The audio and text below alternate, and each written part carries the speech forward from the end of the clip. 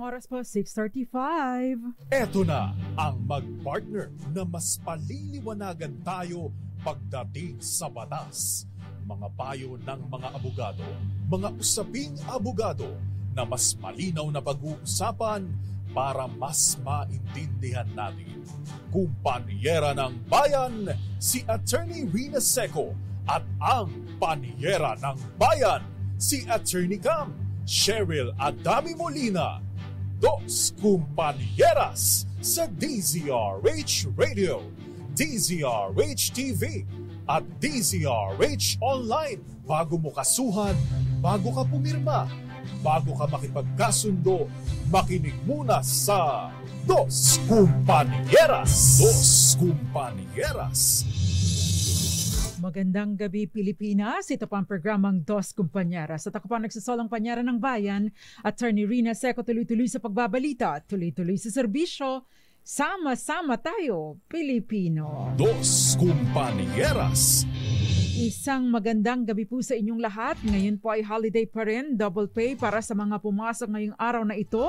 Sa mga hindi naman, tatanggap pa rin ng sweldo, bagaman at hindi kayo pumasok. Basta kahapon ay either naka-leave with pay kayo or pumasok kayo. Kung hindi kayo pumasok kahapon, pagkatapos ay hindi rin kayo nakapag-file ng leave, no? Abay, ibig pong sabihin, itinuturing na kayo ay absent today and therefore wala kayong sisweldohin ngayon. Dos Kumpanieras. Anyway, ngayon po ay araw ng kagitingan sa mabuhay po para sa mga patuloy na nagiging magiting para sa ating bayan, yung mga nagsakripisyo at patuloy na nagsasakripisyo sa anumang paraan. Magandang gabi po sa inyo. Pero ang tatalakayin po natin ngayon ay patungkol sa rent to own. Napaka-common sa social media, sa Facebook. Meron dyan nakalagay, murang pabahay, wala ka bang pera, 5,000 lang ang kailangan mo, eto, rent to own. Totoo ba ito or legal ba ito? At paano mo ba malalaman kung ito ba ay legit na tinatawag? Sabi pa nga ng iba. So ang pinag-uusapan po natin ay rent to own na bahay, hindi po jowa. Kagaya ng sinasabi ni Miss Karen Oyong. Kasi sa ilalim po ng batas, yung mga ganyan, boyfriend, girlfriend, no, ay beyond the commerce of man. Dos Kumpanieras. Ang tanging kontratahan patungkol dyan sa mga tao na involved ay halimbawa, contract of marriage. Yung mga ganun lang po. The rest tungkol na sa mga properties. Kaya sorry to disappoint you, Miss Karen. Hindi mo pwedeng iparent ang boyfriend mo at hindi ka rin pwedeng mag-rent kung nanaisin mo ng bagong kadate. Dos Kumpanieras. Pero si Miss Karen naman, sa ganda ba nitong si Miss Karen, kakailanganin ba nito ng mag-rent? Di ba? Kung inaalaw man, syempre hindi. Ibang level ang beauty ni Miss Kay. Pero ang tinatalakay po natin tonight ang tungkol sa ari-arian. Mura-mura daw na pabahay, rent to own. So ang tanong ngayon, ano ba ang rent to own? Ang rent to own pa yung kontrata na inaalaw o pinapayagan ng isang prospective buyer na rentahan muna ang property for a specific period of time na merong opsyon na bilhin ito sa isang, in the near future. At least, no? Specified future, no? Dos Kumpanieras. Bahagi po noong renta o yung monthly rate ay itinuturing na magiging bahagi ng purchase price later on kung matuloy po itong nagre-renta sa pagbili ng property. Kadalasan merong non-refundable na 5% ng total purchase price, no? Ang kagandahan lang po dito, dahil nga ito ay rent to own, na-determine na ninyo yung value ng property, bagaman at maaring tumaas na ang value nito pagdating ng araw na bibilhin mo na ito. In short, no? May advantage din po ito kung sakasakali. Dos Compañeras. The disadvantage is, mas malaki po ang babayaran ng monthly rent at parte ng binabayarang ito ay siniset aside, no? Para nga po or bilang bahagi nga po ng purchase price later on. Dos Compañeras. Ang disadvantage lang, no? Ang disadvantage lang, maari kang magoyo kung hindi mo alam kung ang tamang diskarte, no, para tiyakin naman ang iyong investment, no? Isa pa rin sa mga disadvantages, syempre, expect yung maintenance cost and other fees to go up. Bakit? Ay kasi later on, kung halimbawa ako ang nagpaparenta, ako ang may-ari ng property, ipaparentaon ko, aba, bahala ka na sa mga bahala ka na sa repairs and maintenance, no? Kung halimbawa may masira dyan, aba, sa iyo naman yan, bahala ka sa buhay mo, di ba? Dos Compañeras. So yan po ang tinatalakay natin tonight. At syempre, pwede po kayo magpadala ng inyong mensahe sa atin, 0919-282-6485. Again, that's 0919-282-6485. At syempre, magandang gabi po sa lahat ng mga nanonood sa atin sa DZRH TV 4K live stream sa YouTube. Bagaman at parang medyo nagdi-disconnect po. I will try to reconnect later. Magandang gabi, Joker Matda and Pancho Sabardo Jr. At yung mga iba pang nanonood sa atin sa YouTube, mamaya babasahin ko po once ma-reestablish natin ang ating connection. At yung mga nanonood po sa atin sa DZRH Dos Compañeras, nangunguna Ma'am Irene Almodovar and Josephine Garimbao sa Michigan, at nanonood din po sa atin si Eduardo Narvaez, si Ramel Maluto dyan sa Guimaras, at mga taga-Angono, parang Angono Rizal. Ma'am Irene, magandang gabi po sa iyo. At syempre, sa birthday boy Kenneth Arevalo, Rome Asuncion, magandang gabi sa iyo. Ang ating online PA pa din. I hope you are well today. Gael, Abigail Enriquez, Nelia Licong, maayong gabi. Magandang gabi din po sa iyo, Ginoong Eduardo Narvaez, Ma'am Violeta Zambrano, at syempre si Mami Belen Rivera. Mami Belen, bakit napaka-unfair? Umulan din sa inyo. Nakita ko sa post nyo, umuulan sa Santo Tomas, Batangas. Magandang gabi din sa iyo, Rome Asuncion. Sabi niya, magastos ang renta o na jowa. Number one na pala natin ito, fan pala natin itong si Mami Belen Rivera. Magandang gabi din po sa mga taga-Zambales, si Wilson Aldea Jr., Hilaria Pagunuran, Ronald Tumbaga. Sabi niya, nakikinig po ako sa Solar Radio dito sa Olongapo City. Napakainit. Ay nako, hindi ka nag-iisa, kabayan, dahil napakainit din dito sa amin. Tita Ami Miraflor Garcia, magandang gabi. Raul Destacamento, dyan sa Sorsogon City. Siyempre, happy birthday din, Clarence Garcia. Happy birthday sa ito yung poging anak ni Tita Ami Miraflor Garcia. Dos Compañeras. Happy birthday sa iyo, amigo Clarence Garcia. At syempre, Erminia Albuna at Divina Daina Cadiena, magandang gabi mga taga Cavite.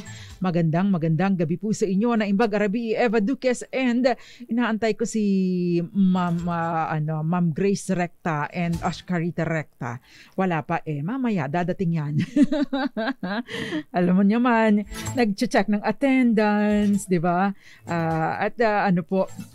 Patunay lamang po bilang pagkilala na din sa loyalty ninyo at palagi ang pagsubaybay sa ating programa. Malaking bagay po ito para sa akin. Minsan tinatamad akong pumasok, sa totoo lang. Pero pag naalala ko kayo, yung mga lalong-lalo ni mga loyal listeners natin na alam kong nag-aabag, nai-inspire po ako na maghanda at pumasok kahit tinatamad akong pumasok. Dos Compañeras. Diba?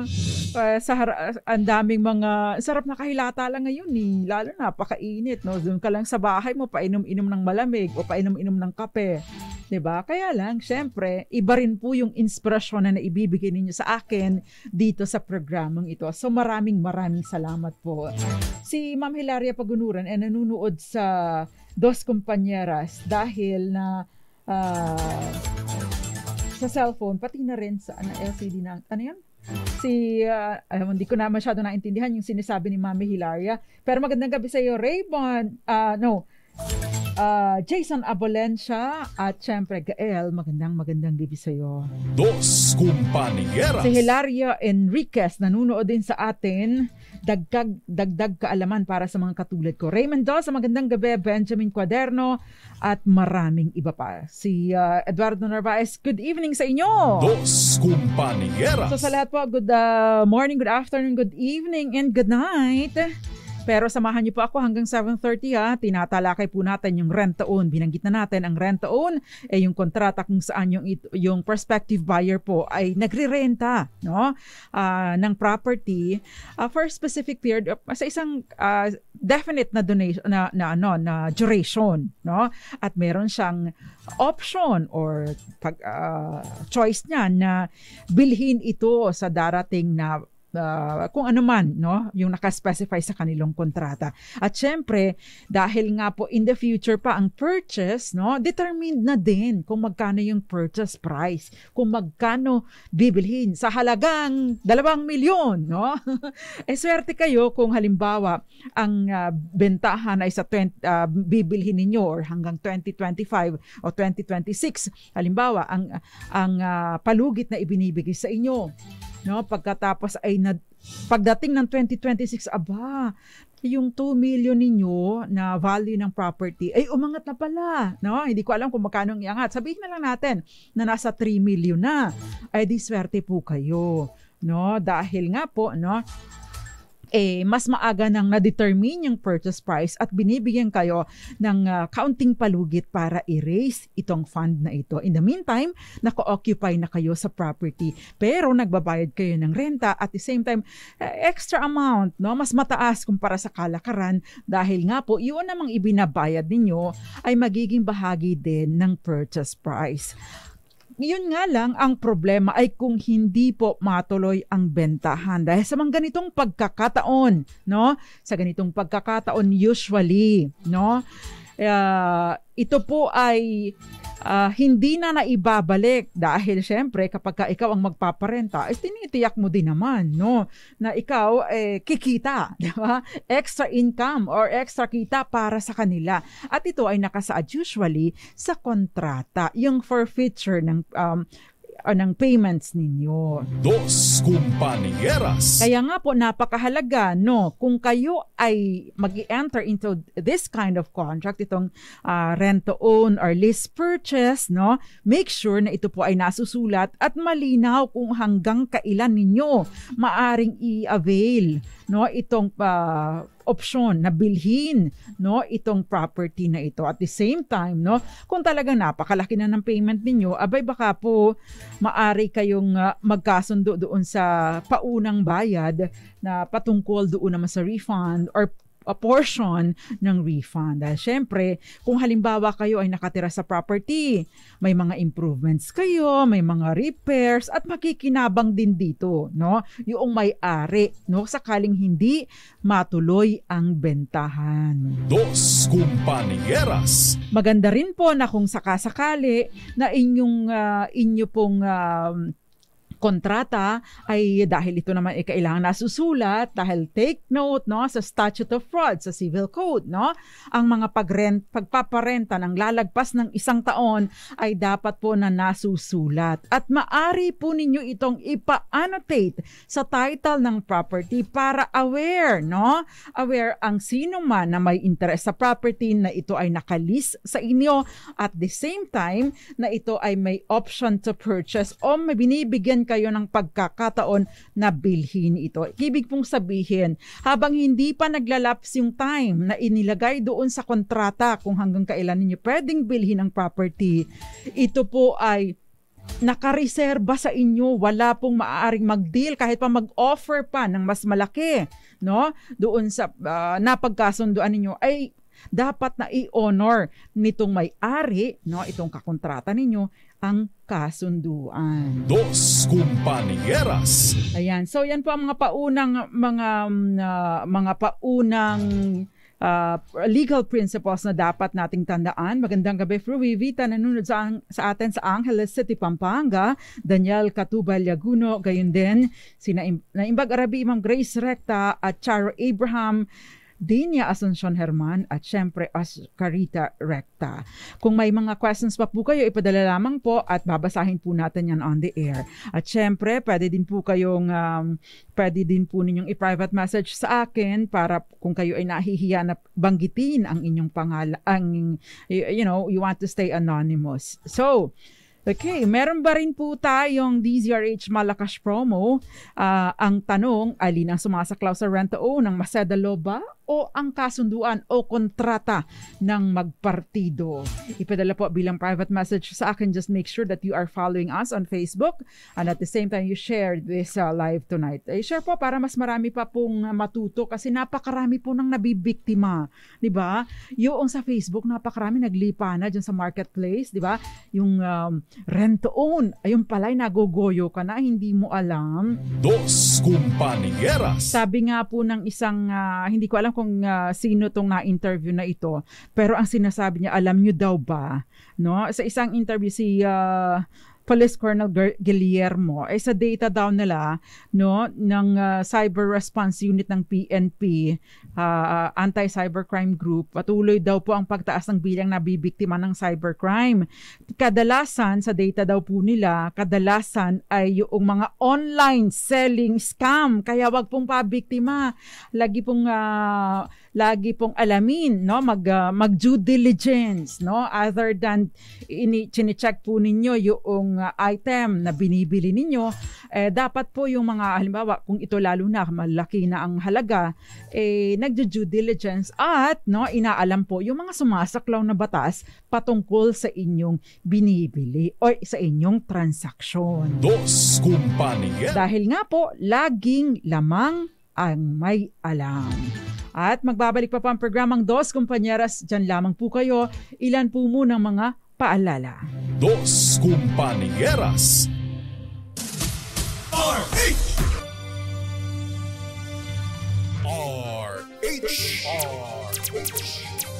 Dos Compañeras. Nagbabalik pa ang programang Dos Compañeras at nakakasama pa rin po nagsasalang panyera ng bayan, Attorney Rina Seco. Tinatalakay po natin ang tungkol sa sikat na rent to own. Abay, kung hindi ka masyadong mag-a-analyze ay mabibiktima ka talaga kasi sasabihin sa'yo, uy, magbabayad ka lang ng 5,000 piso or wala itong down payment, no? Magbabayad ka lang ng ganito pagkatapos pagka natayo na yung bahay, pwede ka nang tumira. Ayun pala yun. O kaya naman magbabayad ka pa rin. Tapos ang value daw ng bahay ay 1.5 million, abay, payable in how many, 25 years or 20 years. Lalabas kung isusuma mo, abay 4 na milyon pala ang babayaran mo, 3.5, 2.5, yung tubo doon sa pera mong 1.5. Ay, sus Mariosep. Dos Compañeras. Marami po, no, ang madaling mabiktima dahil nga syempre, no, magagaling sa sales talk. Madaling makabiktima. Kaya nga po, paalala po natin, ingatan po natin ang ating hard-earned money. Sabi nga ni Gael Enriquez, syempre, dugot, pawis, pagsasakripisyo ang ating ginagawa dyan. Pagkatapos mabibiktima lang tayo ng kung sino-sino dahil lang nag-click tayo ng isang page na natukso tayo, hindi natin napag-aralan ng mabuti. Magandang gabi po muna sa mga taga-Tayug, Pangasinan, lalong-lalo na po si Miss Ivy Gutierrez, Marlene Copino. Sabi niya, mabuhay ang mga magigiting na Pilipino.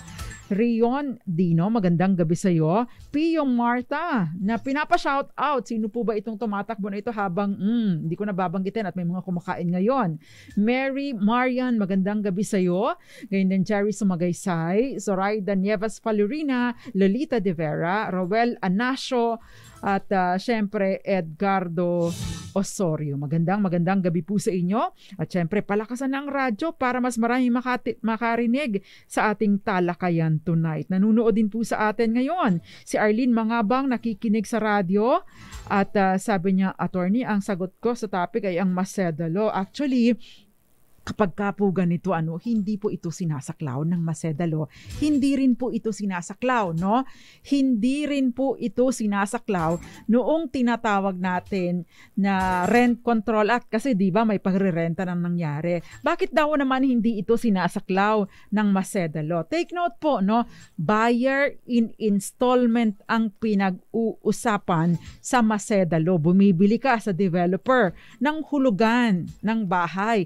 Pero ito, merong nagmamay-ari ng property, nirirenta mo, pagkatapos ay babayaran mo at some future time, no?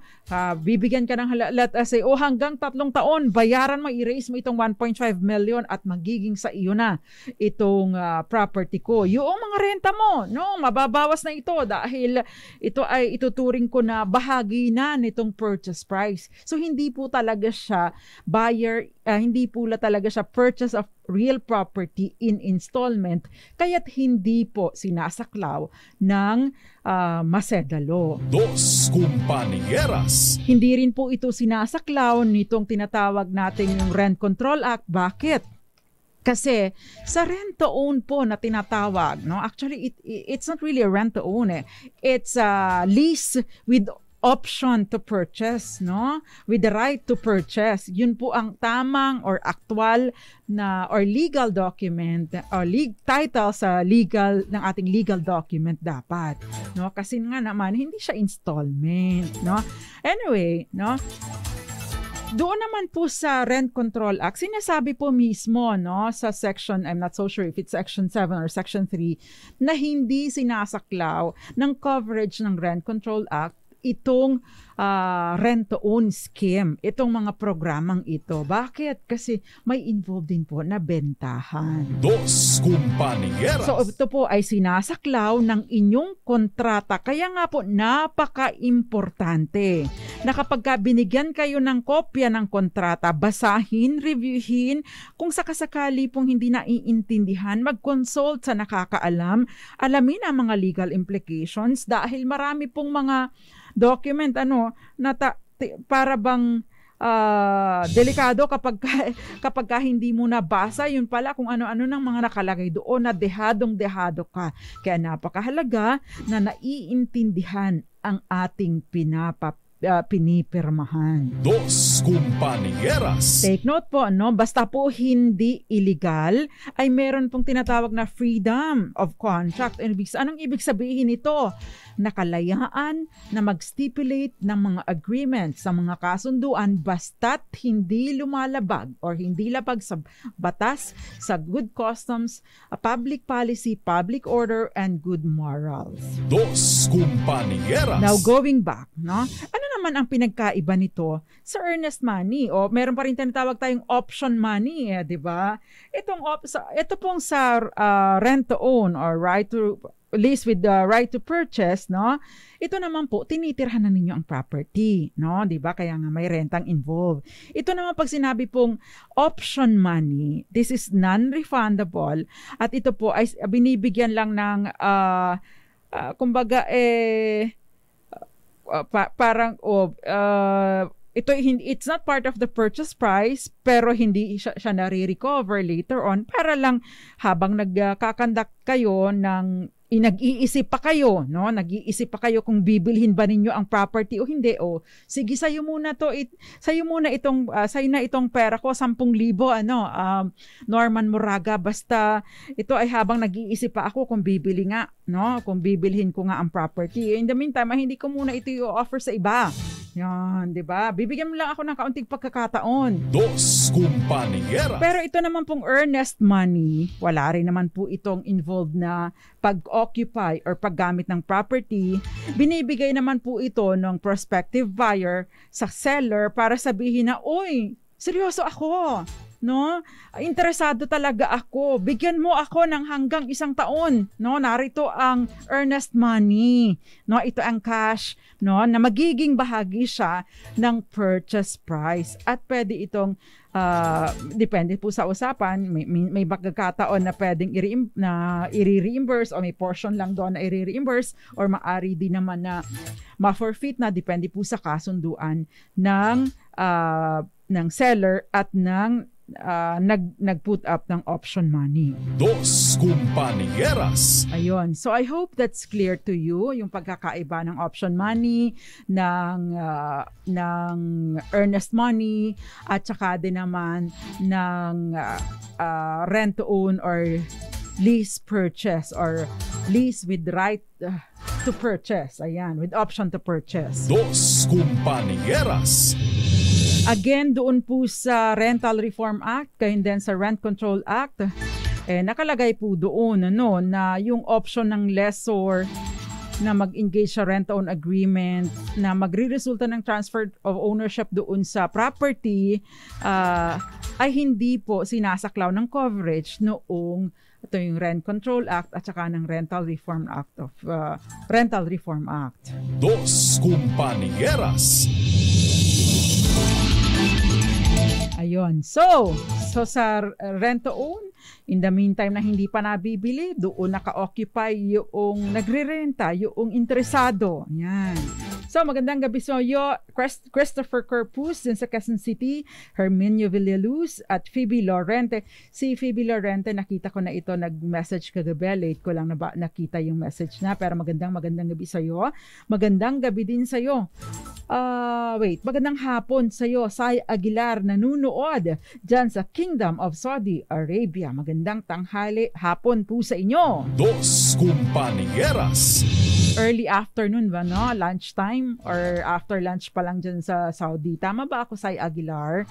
Okay, now, puntahan po natin yung question ni Mama Jing. Sabi niya, attorney, itatanong ko lang. By the way, si Mama Jing po ang nag-message nito, kaya ko naisip na itapik ito tonight. So shout out sa iyo, Mama Jing. Hindi ko nababanggitan ang inyong surname, pero ito po yung question niya. Tatanong ko lang po, kung halimbawang may lease contract with option to purchase, 2 years po ang kontrata. After po ng 2 years, nag-end yung contract, hindi sila nag-renew. Pero hindi sila umalis at nagtuloy-tuloy ang bayad sa owner kahit walang kasulatang pinirmahan. Ngayon, binenta po sa amin ng owner ang property. Tapos sabi po nung nagre-renta, illegal daw ang bentahan at hinahabol sa tenant kasi sila daw po ang may right mag-buy sa property. Kung magkorte, may laban po ba kami? Dos Compañeras. I would assume ito ay either taga Visayas or Mindanao, si Mama Jing. Bakit? Halata sa pagme-message. Pero magandang gabi po sa inyo. Actually, ang tanong ngayon, kapag ka ba hindi natuloy doon sa, kapag ka po ba natapos yung term or duration na nakasaad sa kontrata at nagtuloy-tuloy ang occupation or pag-occupy ng nagre-renta, automatic ba na nare-renew ang kontrata under the same terms and conditions kasama na yung may option na mag-purchase?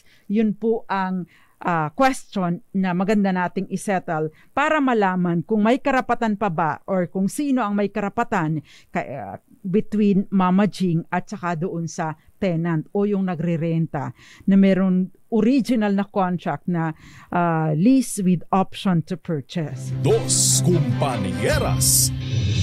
Meron pong mga ilang kaso na din na dumaan na desisyonan ng Korte Suprema. Ang sabi po ng Supreme Court, ito po muna tayo sa dito po muna tayo sa probisyon ng batas. Kasi ang sinasabi po ng batas na kapag ka ikaw ay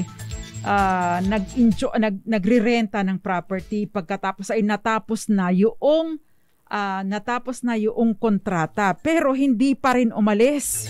Hindi pa rin umalis yung nakatira doon or tenant ninyo, pagkatapos ay patuloy na nagbabayad, hindi po nangangahulugan na na-renew na ang kontrata under the same terms and conditions. It deemed, kung halimbawa po taunan ang original na kontrata, it is deemed renewed on a month-to-month basis kapag ka po nasa ganitong sitwasyon. Ibig sabihin, nag-end na yung contract pero hindi po nagpirmahan ng bago.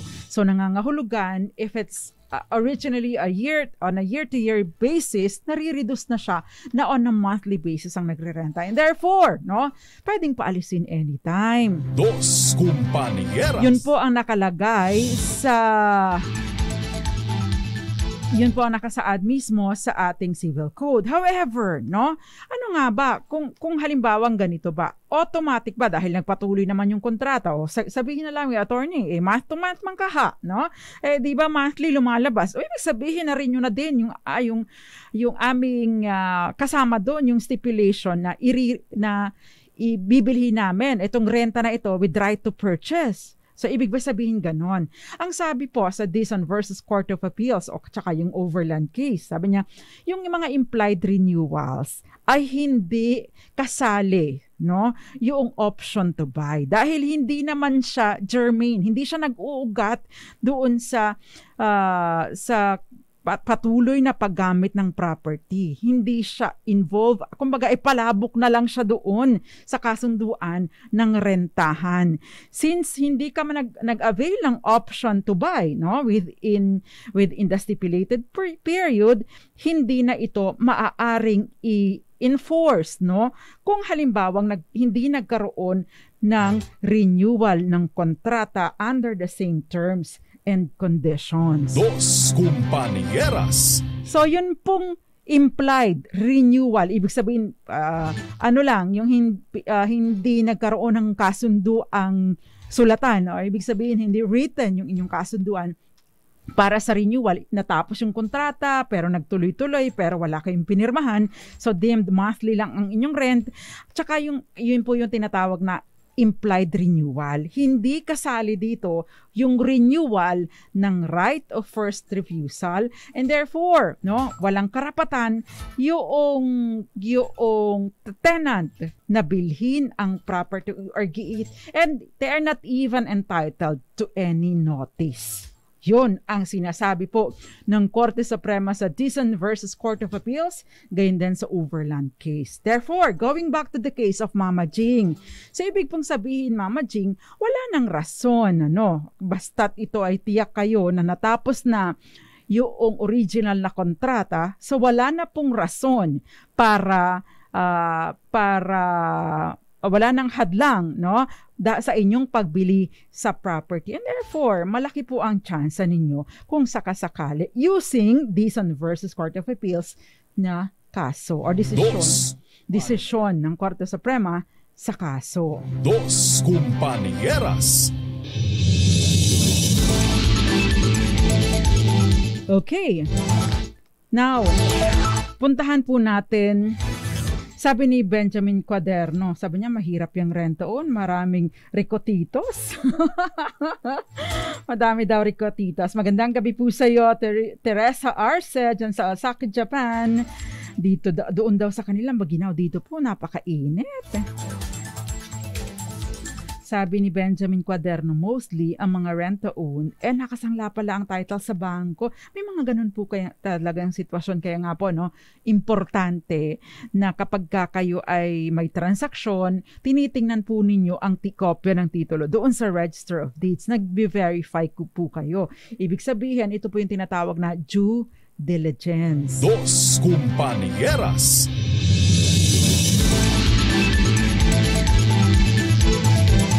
Arlene Mangabang, magandang gabi sa iyo. Michael Manalo, magandang gabi. At maraming iba pa nanunood sa atin. Magandang gabi po sa inyo. Okay, si Pancho Sabordo Jr. ay nanunood din sa atin. Aida Villa, Moonbeats, Eds Maglakas, gayon din si Eduardo Narvaez. Sabi nga wag manghula, makinig muna. Lorenzo Tamayo, magandang gabi. Ma'am Hilaria Pagunuran.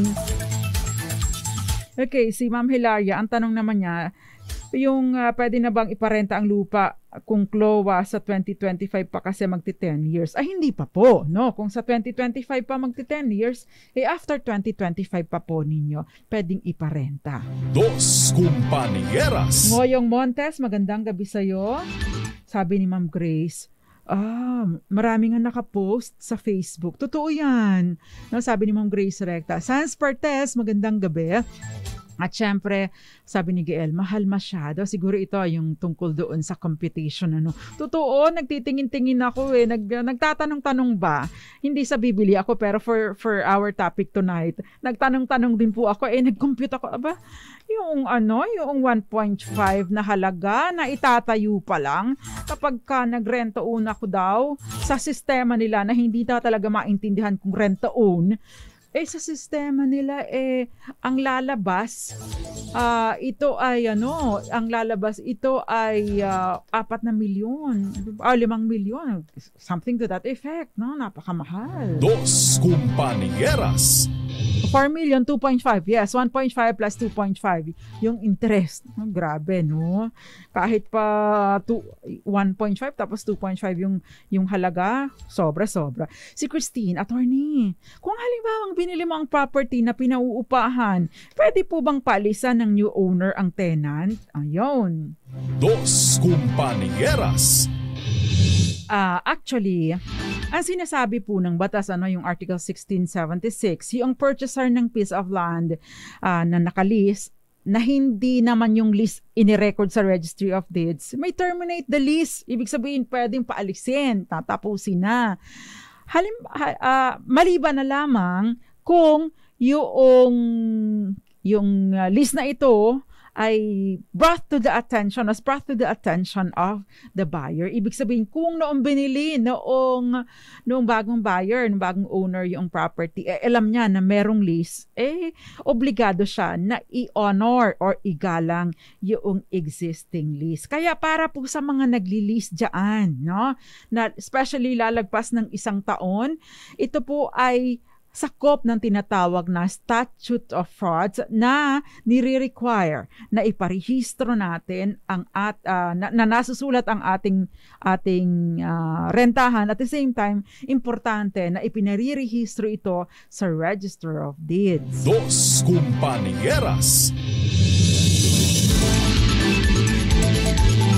Okay. Magandang gabi din po sa lahat ng nasaan na ba yun?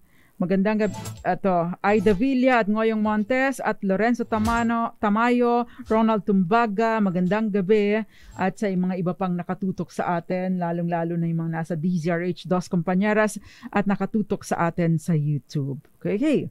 Meron pa pong mga ibang questions. Ito naman, makinig before we pause for commercial, no?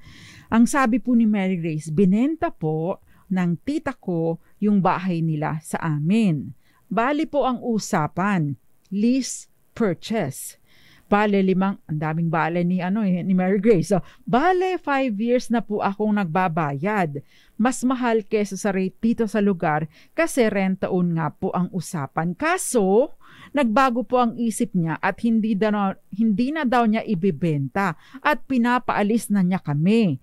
May visa po ba ang verbal contract namin? Napakarami na po naming naipagawa sa property, kasama na po yung extension. Ay, patay. Dos Compañeras. Yan po ang sasagutin natin, ang question ni Mary Grace sa atin pong pagbabalik. Ang tanong sa ating DZRH Malakas Promo, ano ang sumasaklaw sa rent-to-own? Ang masedalo ba?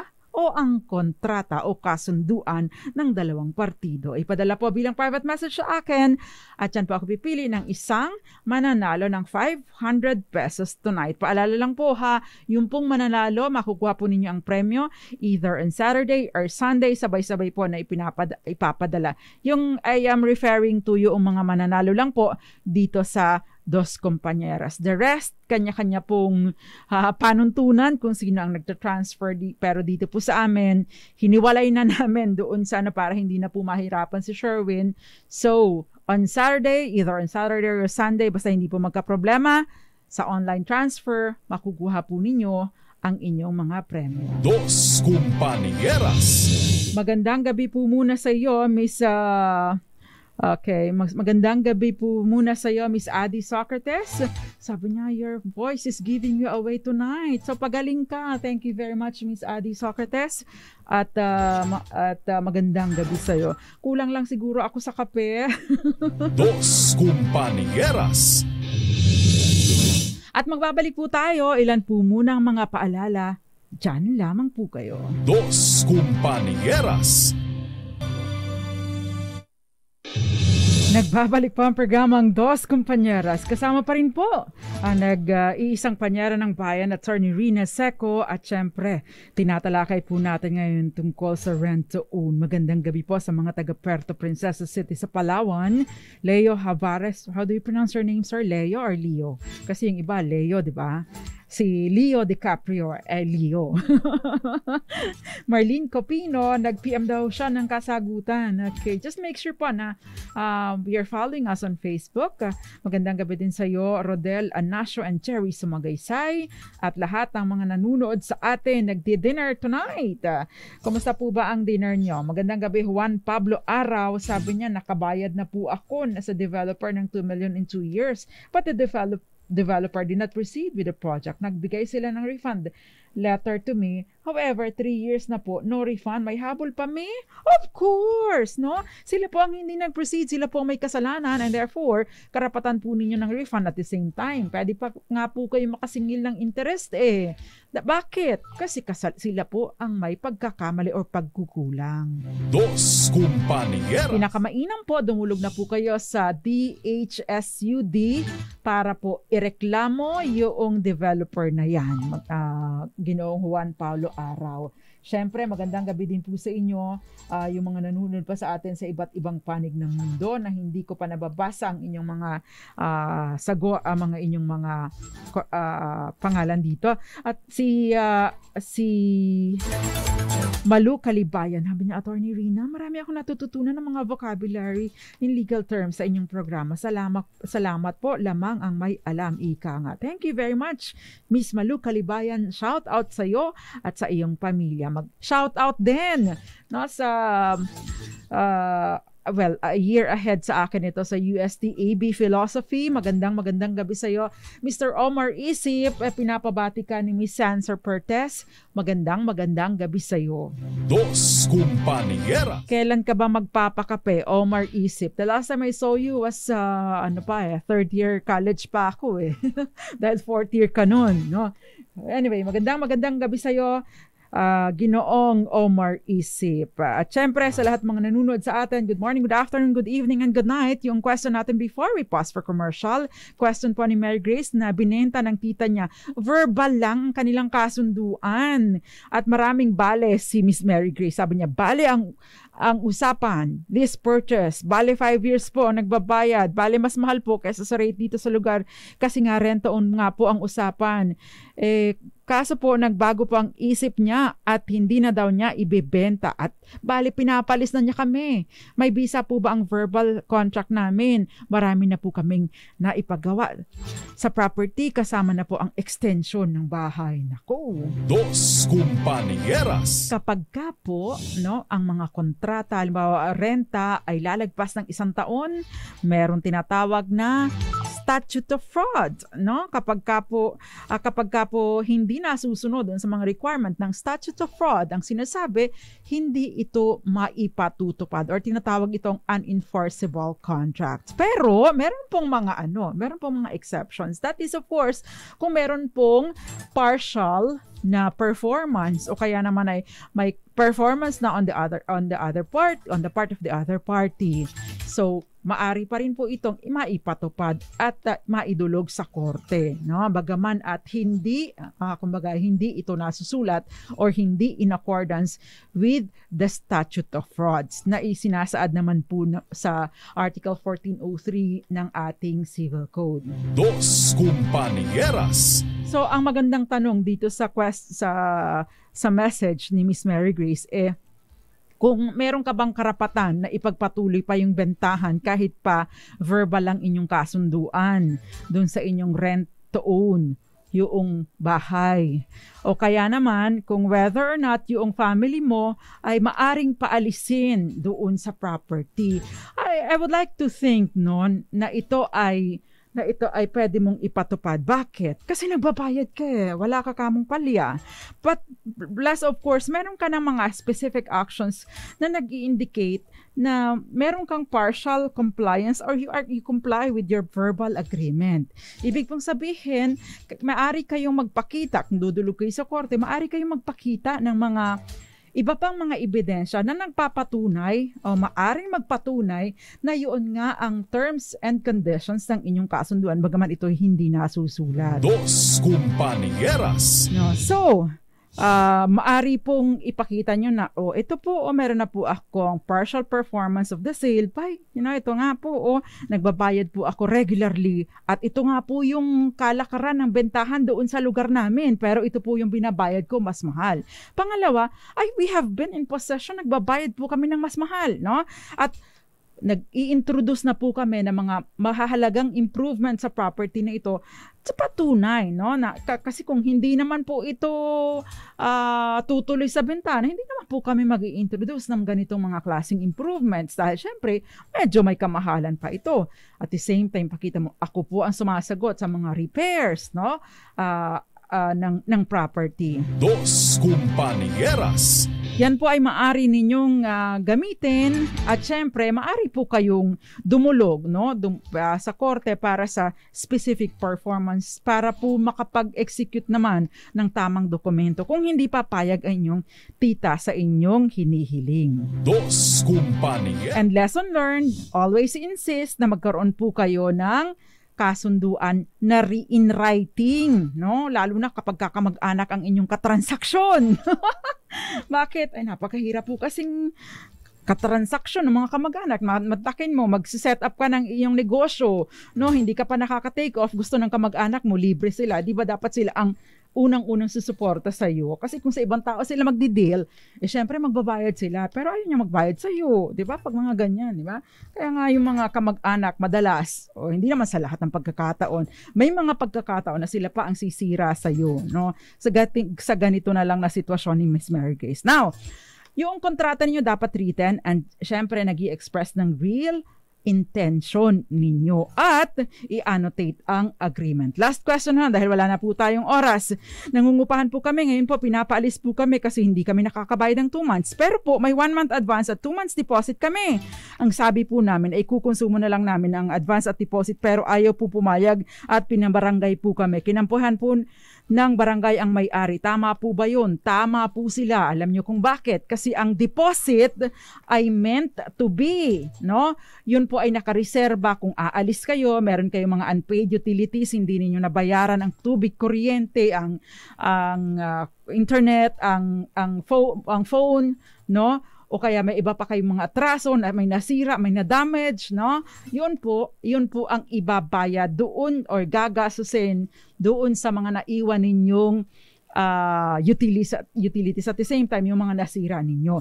Yun pong advance payment, yun po ang magagamit ninyo. So tama po yung sa barangay.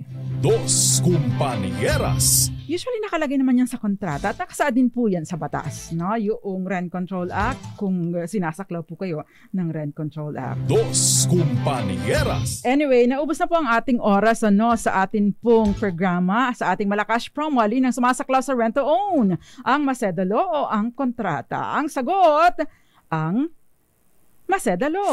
Hindi. Hindi po. Ang kontrata. Bakit ba ako nagkakamali? Ang sumasaklaw sa rent-to-own ay hindi Masedalo, kundi ang kontrata. Dos Compañeras. Ako kasi ay nagbabasa ng inyong mga messages, tinitingnan ko kung sinong mananalo eh. Magandang gabi po at nanunood sa atin. Congratulations sa iyo. Nagpipili kasi ako eh. Congratulations sa iyo ang kasunduan sa o kontrata ng dalawang partido, Pio Marta ng Antequera, Bohol. Congratulations. Dos Compañeras. Magsama-sama po ulit tayo bukas. Yung pong may mga questions dito, i-screenshot ko para mabigyan ko ng pagkakataon na masagot. Kaya antabay lang po sa ating programa. Magandang gabi po sa inyong lahat. Nakasama ko po tonight ang aking online page. Salamat sa pag-assist ha, Gael Enriquez and Kenneth Arevalo. Minawarningan na talaga nila ako. Ang bilis ng oras daw. Nakasama ko rin po, no, si Norman Moraga. And of course, again, Get Wilson, Gael Enriquez. Happy birthday sa'yo, Kenneth Arevalo. And happy birthday din sa'yo, Clarence Garcia. Magsama-sama po ulit tayo bukas. Nakasama po ninyo, nagsasalang pangyari ng bayan, Atty. Rina Seco, tuloy-tuloy sa pagbabalita, tuloy-tuloy sa serbisyo. Sama-sama tayo, Pilipino. Ang tabayanan pa susunod na programa, ang programang Lunas at Lunas Extension para sa napakahalagang impormasyon tungkol sa kalusugan. Dos Compañeras.